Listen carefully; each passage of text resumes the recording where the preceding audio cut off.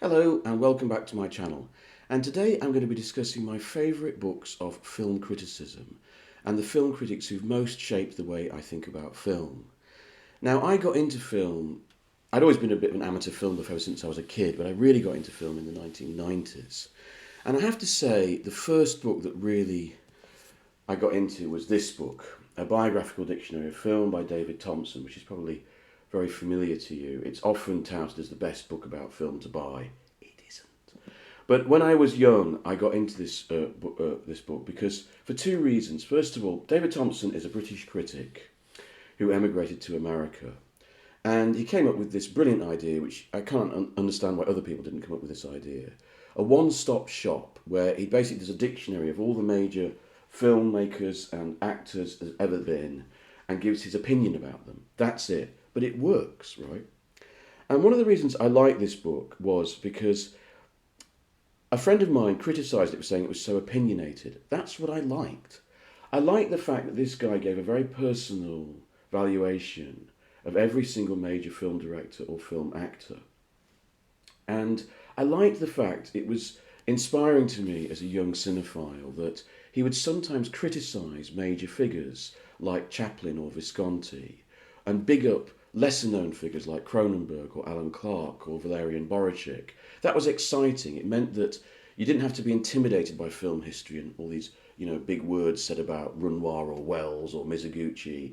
You could find your own way and find your own enthusiasms and passions. And that's one of the reasons why this book appealed to me so much.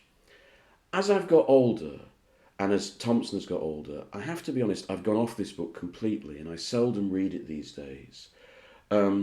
I think that what I've realised about Thompson is that he's not really a film critic. He's more of a gossip columnist. He's more interested in the glamour and showbiz of cinema. He's not very good on the artistry. You notice this, that when he's talking about filmmakers who were already famous before he became a young man, people like Fritz Lang and Buñuel and Hitchcock, he's very smart. But as soon as he has to deal with any directors of the modern era, who he's got to make his own evaluation of, he's completely lost. And you also find that his prose, it's very immaculately written, but it doesn't actually tell you anything. It doesn't actually say anything. It's a brilliant exercise in saying nothing, actually. So I've gone right off David Thompson, but I still sort of advise this book for young people getting into film because it's a good one-stop shop. It tells you about all the major filmmakers and actors out there. It's a good place to start.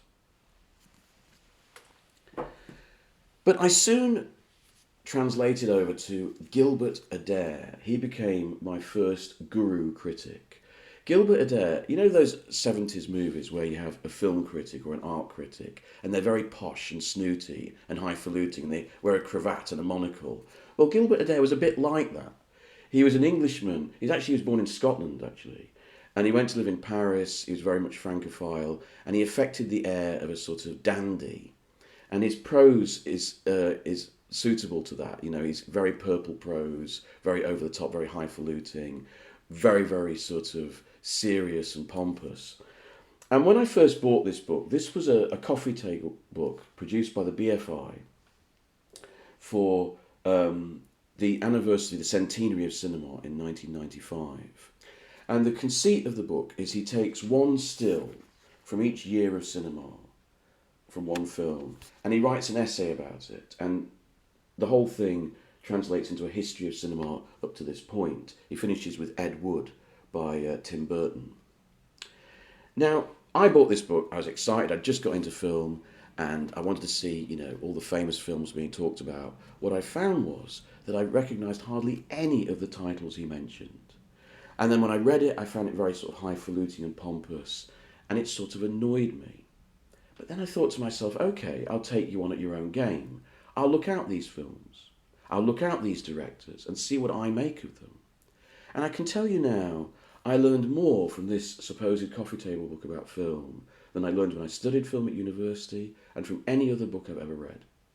And what I realise now is that I love this book very much. And what at first I thought took to be snootiness and snobbishness, what I realise now is that here was someone who really loved film and was passionate and knowledgeable about film and was not going to patronise or condescend to me like so many modern film journalists do. Instead, he was expecting me to come up to his level. He was speaking to me as an equal.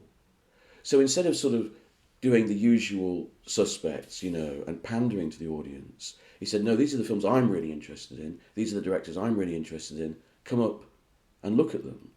And so I learned a great deal. And I really respect and admire this book. And I used to follow Adair. He used to write for The Independent on Sunday. If anyone remembers this, he wrote a very, very good film column in The Independent on Sunday. It couldn't last. But he became one of my guru critics. And then I discovered Jonathan Rosenbaum. Now, Jonathan Rosenbaum is a major film critic. Many people of my generation follow him. He's kind of become a guru critic. And I want to try and explain why he was such an important critic to me. He's an American. He was born in Alabama and he's resident in Chicago. Now, when I got into film, it was the centenary of cinema around 1995, and there was all these books and magazines coming out about the history of film, celebrating it. But most of the major critics, recognised critics, people like Gilbert Adair and David Thompson, people like Susan Sontag, were saying, the party's over, mate. Cinema is dead. The really great era of cinema was the 50s, 60s and 70s. Now it's finished. Cinema now is boring. And I was angry because I was really getting into film, and I was seeing lots of films, both current and old, that enthused me. I thought world cinema was still going strong. And then I discovered this book by Jonathan Rosenbaum, Movie Wars. And this book is written by a critic who agreed, who was really invested in cinema, who'd been there in the 60s and 70s, but was also invested in the cinema of now, and wrote this very polemical book. It's actually a series of polemics. It's a series of different essays published at different times. But all of them, in a way, have the same theme. They come together as one big polemic against the way that in this era of Miramax and Harvey Weinstein, cinema was being thought of and written about, the way that the American Hollywood system was starting to dominate and push out other kinds of cinema, and ideas about cinema were starting to calcify and narrow. And Rosenbaum was arguing for a wider perspective in this book. This book was like a hand grenade going off for a young cinephile of my age. But even more important from Rosenbaum was this book, which was released in the late 90s. I can't stress enough how important this book is to me as a film fan. Now, where this came from, Rosenbaum had been writing for a French magazine called Traffic. And he had noticed that among the generation of critics beneath him, people like Kent Jones and Mark Perenson and Nicole Brunet, he had noticed that they had different tastes, different sort of landmark directors and films, that they were exploring film in a different way. And he was interested in this. And I think it's a very interesting idea that is not explored enough, the way that generations have different tastes, that they all come to the same ideas and the same love of film, but they might have different emphases, different directors who are their guiding lights, different films because of the different social, cultural, political world that they're in at the time. And I think this is a really interesting idea. So what he did was he set up this roundelay of letters, a round robin of letters between himself and these various critics to pool ideas. And out of this came this book, co-edited by him and Adrian Martin, a very good Australian critic. And then once they pulled these people together, they started asking them to write articles about modern cinema. So in this book, I found, first of all, a group of articles about the film that I cared about, the contemporary cinema of the 90s, the art cinema, the new world cinema, where arguably, up until sort of 1980, cinema was American Eurocentric. And from the late 80s onwards, it transferred really to Asia, to China, Japan, Thailand, Iran, Taiwan, which is, I think, one of the things that Rosenbaum picks up on, and a lot of the old-fashioned critics like Thompson and Adair didn't really pick up on. So that was exciting because I was starting to read about the films that I cared about. And also I found this whole new batch of critics that I didn't know and that I started to follow. So this was it was like I'd found this club of people who had the same feelings about film as I did. And it was a hugely important book, and I still think it's a very worthwhile book to read now. Just before I leave Jonathan Rosenbaum, the ultimate Rosenbaum book is this, Essential Cinema. This is the one to buy if you're getting into movies, because at the back he lists his 1,000 best films of all time, done in chronological order year by year, and it's a very good list to start with. I mean, Rosenbaum has very particular tastes. He likes avant-garde films. If you're not so keen on avant-garde, there's a few avant-garde films in there. But it's a very, very good list, a very full list. Good place to start for a young cinephile. Essential Cinema by Jonathan Rosenbaum. Now, another critic that I discovered was a British critic called Raymond. I found this book in a second-hand bookshop, and it excited me so much.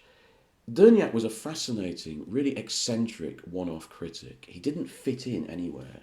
I remember that leftist critics of the time in Britain didn't like him and said that he was on the wrong path. Conservative critics didn't like him and said he was on the wrong path. And that means to me that he was going somewhere right.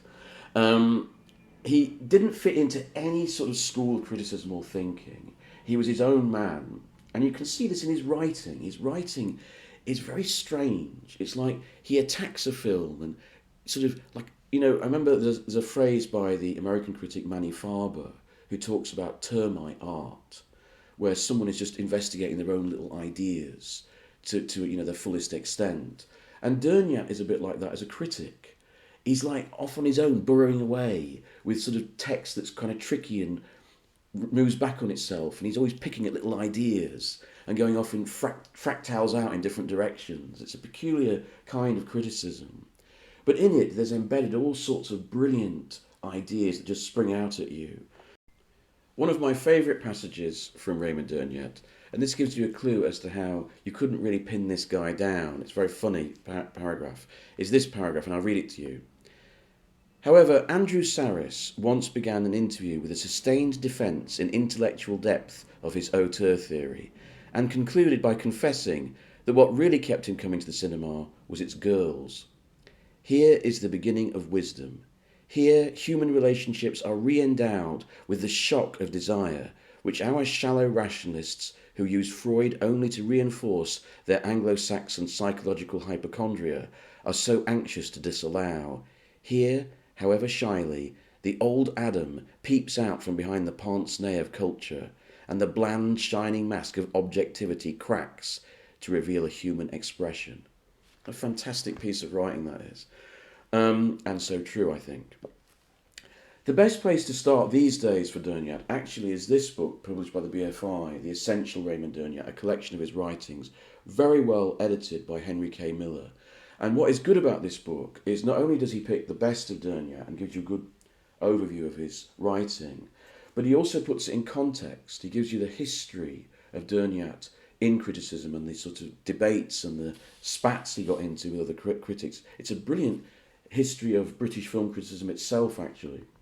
So I very strongly advise this book. It's a good read. Now, the fifth critic I'm going to praise is a bit different. Derek Malcolm. You may have seen Derek Malcolm if you watch Sky Arts.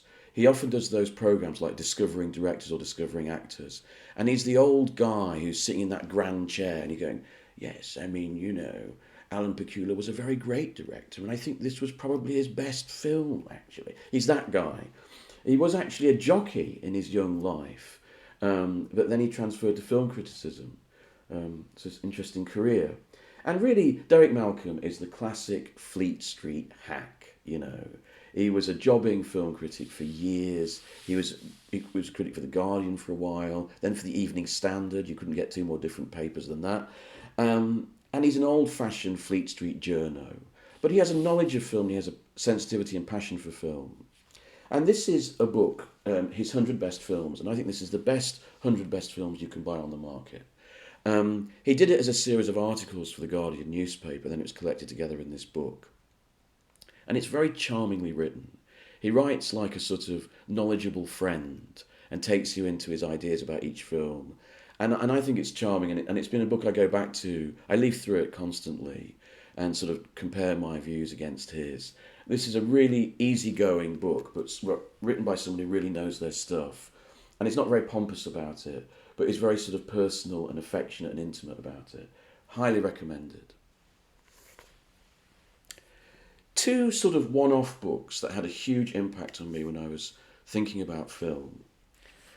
when I was a student and I was reacting against all that stuff that Dunya was talking about there, the rather boring way that film is taught at universities, with the sort of political and ideological overload, I found this transcendental style film by Paul Schrader, and this became a kind of a mini Bible for me. This is the latest version with a new introduction, which I don't much care for, but the old book is still intact inside.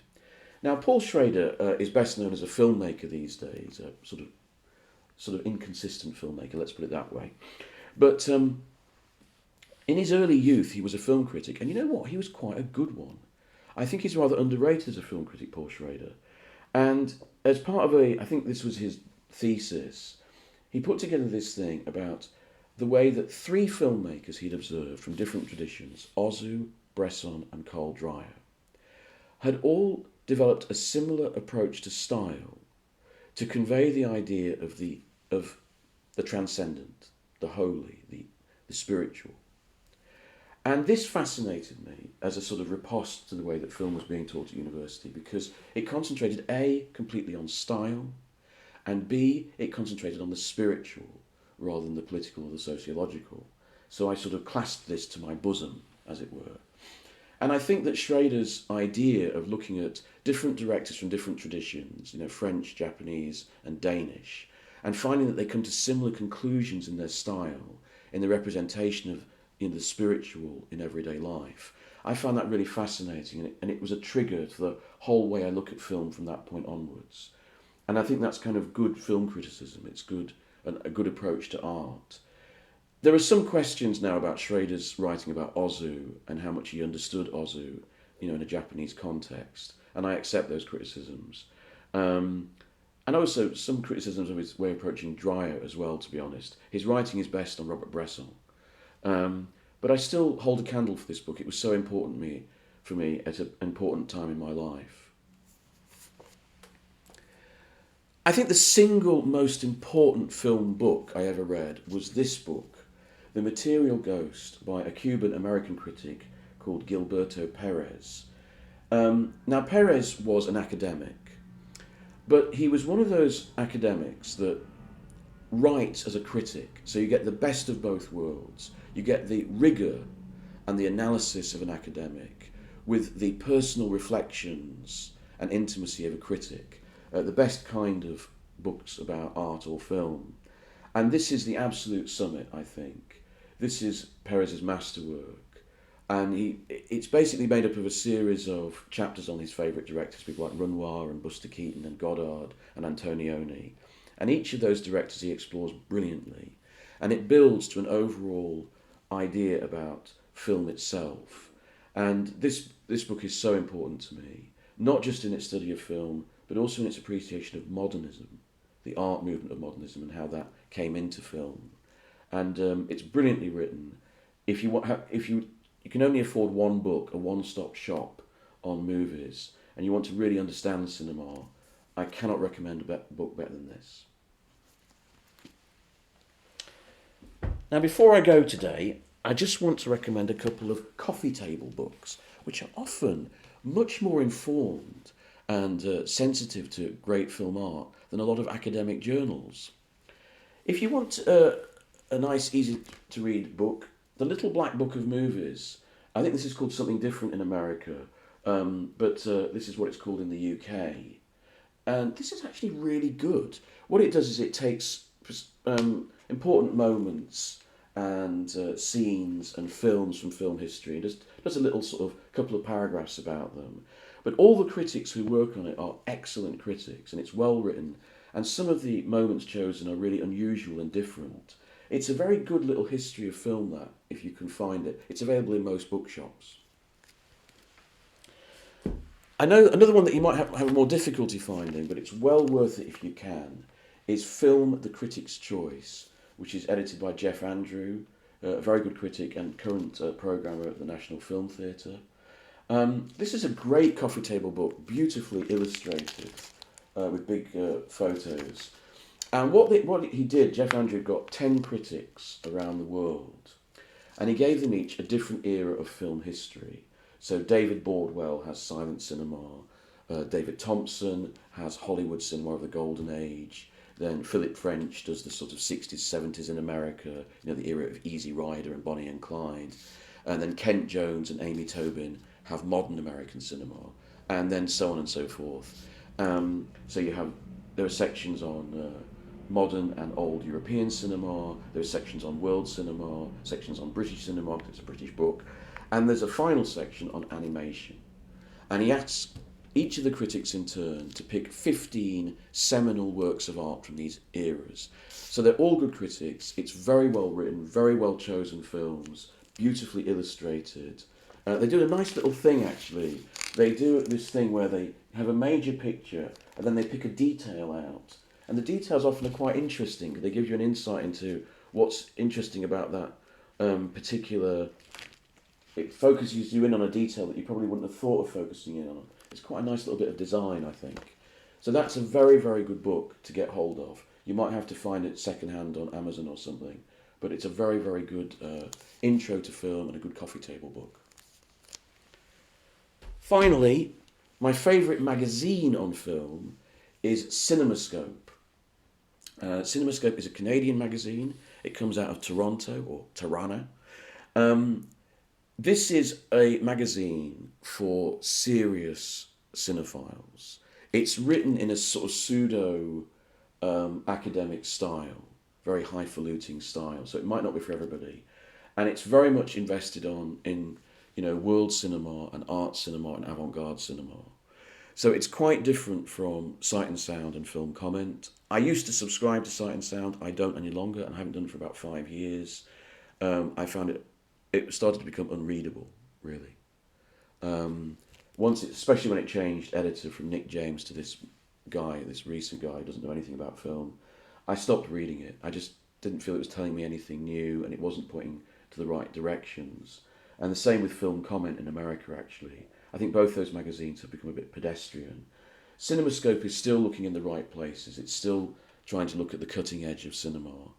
I think it has become a bit sort of clunking with that sort of jargon of the modern age, the modern academia. But I still think it's in tune with what is the best cinema out there at festivals.